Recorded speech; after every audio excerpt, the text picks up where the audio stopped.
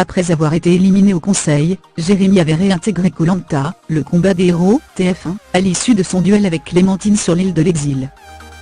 Une seconde chance qu'il a su saisir, puisqu'il est arrivé jusqu'au mythique poteau. Pour Pure Peuple. Le complice de Candice se livre sur sa belle aventure. Vous finissez premier à l'orientation, mais tombez également le premier au poteau. Comment le vivez-vous? BR Je n'avais gagné aucune épreuve, donc arriver premier à l'orientation, ça m'a fait un bien fou. Après, tomber en premier sur les poteaux, c'est un peu frustrant. J'ai passé 32 jours à galérer, à souffrir et à me donner à fond. Et perdre sur une petite épreuve, qui n'est pas la plus physique à 20 minutes près, c'est dur.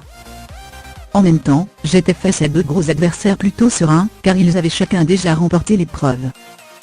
Ils ont été meilleurs que moi. C'est une déception mais pas une frustration. Vous attendiez-vous à ce que Pascal choisisse Clémence au poteau? BR Je m'attendais à ce qu'il me choisisse, j'étais quasiment sûr. J'ai été déçu. Mais c'était à moi d'être meilleur. Je n'ai pas réussi, donc je n'ai rien à dire sur le choix d'un tel ou un tel. Même quand Clémence m'a donné les sacs dans l'épisode précédent, on voit que je suis un peu agacé et énervé mais c'est le jeu, il fallait faire un choix. Ça n'a pas été dans mon sens, mais je ne peux pas leur en vouloir pour ça. Personne parmi vos camarades ne savait que vous aviez un collier d'immunité, BR En fait, j'en ai parlé à l'extrême fin, vraiment peu avant le conseil. C'était juste pour m'attirer un peu leur faveur, qu'ils se disent que je ne leur avais rien caché. J'ai pensé au poteau et je me suis dit que ça ne pouvait être que bénéfique pour moi, que ça pourrait faire pencher la balance en ma faveur. En l'occurrence, ça n'a pas servi. Mais je leur ai montré qu'ils pouvaient avoir confiance en moi. Et puis c'était aussi pour éviter qu'ils soient déçus. Par contre, je n'en ai pas parlé à Nathalie malheureusement. Qu'est-ce qui a été le plus dur sur le camp cette année? La faim, le manque des proches ou le manque d'hygiène? BR Lors de ma première aventure, ça a été la faim et le manque des proches. Cette année, j'étais déjà préparé à ça, ça a été très dur mais beaucoup moins. J'avais juste hâte de remanger, mais c'était moins prononcé. Après, il y a eu certains moments où l'ambiance était très pesante. Avez-vous perdu du poids? BR J'ai perdu environ 8 kilos, et j'en ai repris 18. Comment avez-vous vécu cette deuxième aventure? BR C'était beaucoup plus stratégique, et axé sur les relations humaines cette année. On savait qu'il fallait s'entendre avec les autres. C'était délicat pour moi car les autres savent très bien le faire. On avait des personnes qui étaient expertes dans le domaine du faux rire, du faux sourire. Je pense à Alban qui me fait penser à Bozo le clown, il est capable de rire et sourire à n'importe quoi avec n'importe qui. C'est une grande force dans Koh Lanta. Il arrive à être sympa avec un crabe, une noix de coco ou un être humain, c'était la personne que je redoutais le plus avant l'aventure. Dans la vie, j'appelle ça un faux cul mais dans Koh Lanta, c'est une force.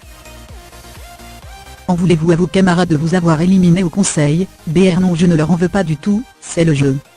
Si on remarque bien, la masse attend la moindre petite erreur d'un candidat pour l'éliminer. En fait, ils cherchent des excuses. Même si on est irréprochable, ils trouvent toujours quelque chose. Pour mon cas, ils savaient que j'étais un peu avec Candice, et qu'on ne s'éliminerait pas. Ils s'en sont servis et je pense que j'aurais fait la même chose. Je ne regrette rien, je ne suis pas déçu qu'ils m'aient éliminé. Dans cette édition, soit on suit la masse, soit on se fait éliminer. J'ai choisi la deuxième option, et finalement je suis allé au bout. On peut dire que ça paie. Depuis la fin du jeu, certains semblent se faire la guerre via réseaux sociaux interposés. Qu'en pensez-vous? BR Je trouve ça ridicule et puéril, ça fait candidat de télé-réalité basique. Après, moi, je sais que j'ai raillé un candidat, Alban, le plus pitoyable de tous. Pascal et Javier ont aussi beaucoup réagi. Mais malheureusement, ce qu'on ne dit pas, c'est qu'on réagit à des attaques. On a tendance à se rappeler de la contre-attaque plutôt que de l'attaque. Pascal et Javier ont un jeu qui est très critiqué sur les réseaux. Et puis à un moment donné, ils ont peut-être un peu perdu leur sang-froid. Ils ont réagi, ils n'auraient pas dû. Mais les camarades qui font ça, c'est uniquement pour avoir l'avis du public en sa faveur. Personnellement, quand j'ai un souci, j'appelle la personne et je règle ça en privé. Après, sur les réseaux, il y a aussi beaucoup de déclarations positives.